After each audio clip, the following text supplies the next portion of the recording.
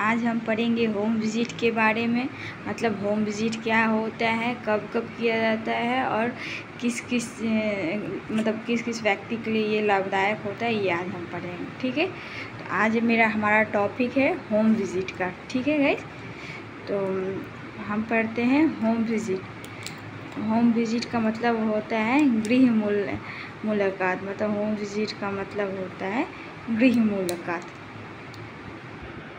तो हम पढ़ेंगे जैसे है कि एक महिला स्वास्थ्य कार्यकर्ता द्वारा घर घर जाकर जन समुदाय की स्वास्थ्य संबंधी समस्याओं एवं आवश्यकताओं का पता लगाना तथा उन्हें आवश्यक दिशा निर्देश प्रदान करना गृह मुलाकात कहलाता है। मतलब हम जब जो एएनएम होती है, जो महिला स्वास्थ्य कार्यकर्ता होती है, वो घर घर जाकर और जन समुदाय या फिर जन समुदाय को स्वास्थ्य संबंधी या आवश्यकता पूर्व जो चीज़ बताती हैं, जो दिशा निर्देश देती है, उसे हम गृह मुलाकात कहते हैं।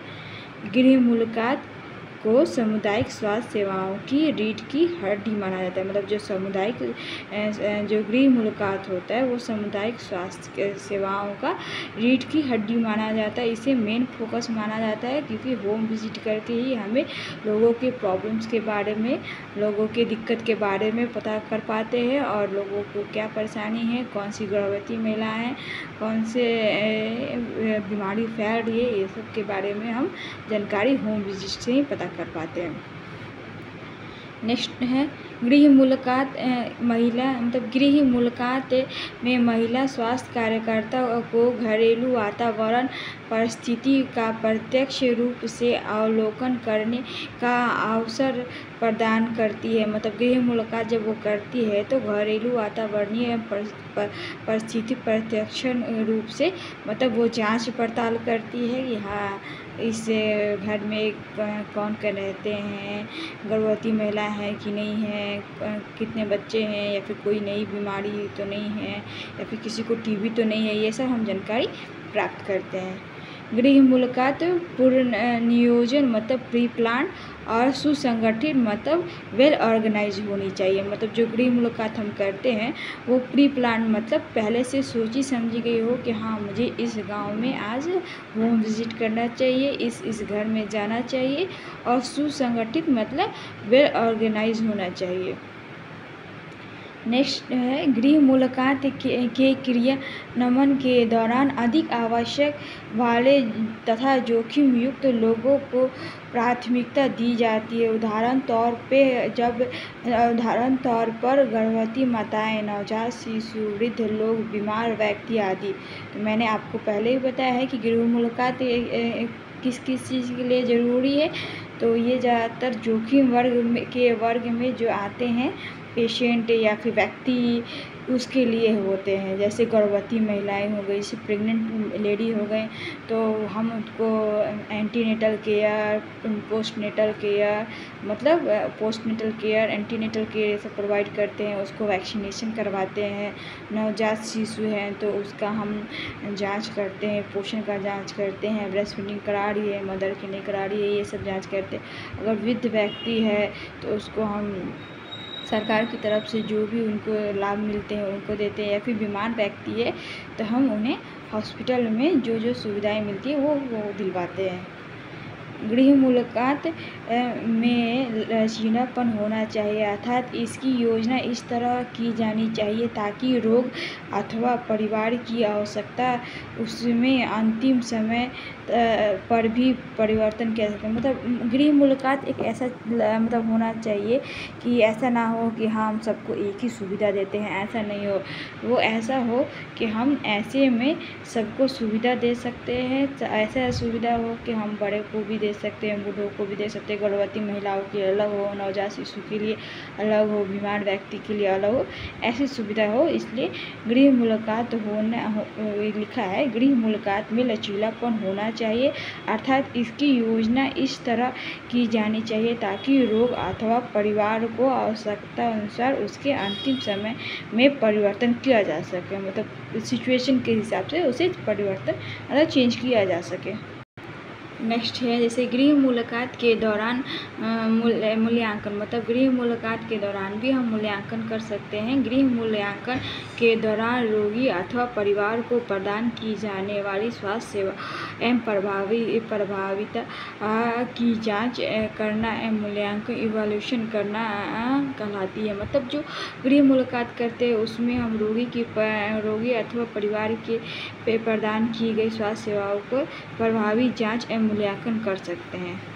नेक्स्ट है नर्सिंग बैग की स्थिति, मतलब नर्सिंग बैग जो होता है, जो मतलब जो स्वास्थ्य सहायिका जो केयर देने जा रही है उसके नर्सिंग बैग कैसे होने चाहिए ये बताया जा रहा है। तो नर्सिंग बैग में रखे उपकरण विसंक्रमित मतलब स्टेरलाइज होनी चाहिए तथा कार्य करने की स्थिति में चाहिए। मतलब हम जो बैग ले जा रहे हैं ऐसा ना कि वो गंदा हो या फिर जो सामान हो यूज हुआ हो, ब्लेड ऐसा हो जो कट ना रहा हो, तो ऐसी चीज़ रखेंगे जो स्टेरलाइज भी हो जिससे इन्फेक्शन ना फैले और जो सामान है जो वर्कफुल रहे। ऐसा ना हो कि पता चले वहाँ मैं ले गए और वहाँ वो वर्क ही नहीं कर रहा है, ऐसा ना हो, मतलब वो वहाँ काम ही नहीं कर रहा है। गर्भावस्था में एनीमिया, मतलब जो होम विजिट के दौरान हम देखते हैं कि गर्भावस्था में एनीमिया कि कैसे मतलब कितने लोगों को मतलब कैसे होते हैं, क्योंकि गर्भावस्था में एनीमिया के ज़्यादा चांस होते हैं। तो हमारे देश में गर्भावस्था के दौरान लगभग 2/3 महिलाओं एनीमिया के शिकार होते हैं। एनीमिया गर्भावस्था के दौरान होने वाले कुछ मातृ मृत्यु में से लगभग 20% के लिए प्रत्यक्ष या अप्रत्यक्ष रूप से जिम्मेदार होता है। मतलब कभी कभी देखते हैं कि गर्भवती महिलाएं होती हैं, मतलब उसमें ज़्यादातर हीमोग्लोबिन मतलब एनीमिया की शिकार होती है, उसमें रक्त की कमी होती है।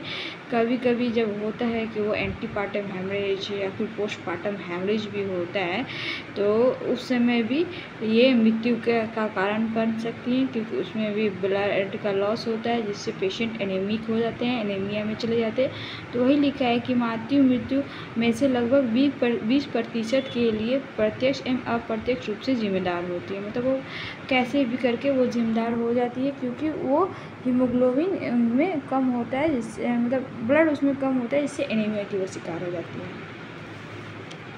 नेक्स्ट है पोषणीय एनीमिया, मतलब किस आहार से ना लेने से एनीमिया होता है। आहार में एक या अधिक पोषण तत्व की कमी के कारण हीमोग्लोबिन स्तर का सामान्य से कम हो जाना पोषणीय एनीमिया का, मतलब जब आहार में एक या अधिक पोषण तत्व की कमी के कारण हीमोग्लोबिन स्तर का सामान्य से कम हो जाना पोषणीय एनीमिया कहलाता है। मतलब होता है कि हम वैसा आहार अगर हम प्रेग्नेंट में वुमेन हैं और वो ऐसा भोजन नहीं ले पा रही है तो वो एनीमिया के शिकार हो जाती है।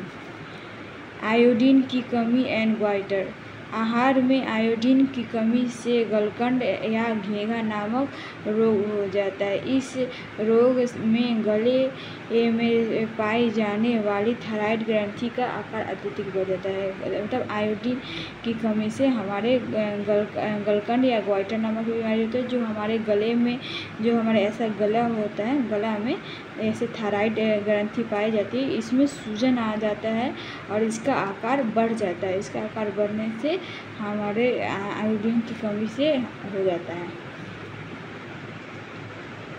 यहाँ कुछ और टॉपिक है गाइस, जैसे उप स्वास्थ्य केंद्र द्वारा प्रदान की जाने वाली सेवाएं, मतलब उप स्वास्थ्य केंद्रों द्वारा प्रदान की जाने रही स्वास्थ्य सेवाएं का मुख्य फोकस बीमारियों की रोकथाम पर होता है। हालांकि यहाँ उन्नयन नैदानिक पर तथा कुछ मात्रा में उपचारात्मक स्वास्थ्य सेवाएं भी समावेश भी की जाती है।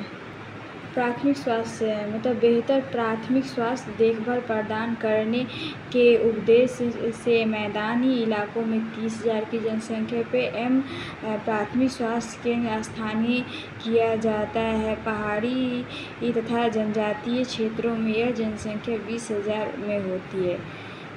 एक मतलब ये बोला जा रहा है कि मतलब प्राथमिक स्वास्थ्य देखभाल होता है वो मैदानी इलाकों में 30,000 की संख्या पे होती है और जनजातीय इलाकों में 20,000 की संख्या पे होती है। एक प्राथमिक स्वास्थ्य केंद्र के अंतर्गत 5 से 6 उपकेंद्र आते हैं, मतलब एक पीएचसी के अंदर 5 से 6 सब सेंटर आते हैं। नेक्स्ट है सामुदायिक स्वास्थ्य केंद्र। एक सामुदायिक स्वास्थ्य केंद्र 80,000 से 1,20,00,000 की जनसंख्या को कवर करता है। मैदानी क्षेत्रों में 1,20,000 जबकि दूरवर्ती क्षेत्रों में 80,000 के पे होता है। यह सामुदायिक स्वास्थ्य केंद्र 4 प्राथमिक स्वास्थ्य केंद्र के लिए रेफरल यूनिट का कार्य करता है। मतलब इसमें जो होता है, जो सीएचसी होता है उसमें 5 पीएचसी आते हैं, ये बोला जा रहा है, उनके लिए रेफरल का कार्य करता है। सामुदायिक स्वास्थ्य केंद्र में 30 बेड की अवस्था, मतलब जो सामुदायिक स्वास्थ्य केंद्र जो सीएचसी होता है उसमें 30 बेड की आवश्यकता होती है। तो आज के लिए बस इतना ही। आज मैंने होम विजिट कराया और थोड़ा सा सामुदायिक स्वास्थ्य केंद्र, सब सेंटर और पीएचसी से बताया है। और अगर आपको मेरा पढ़ाई हुआ आपको अच्छा लगा तो प्लीज़ गाइस सब्सक्राइब कीजिएगा, सपोर्ट कीजिएगा, लाइक कीजिएगा। Thank you.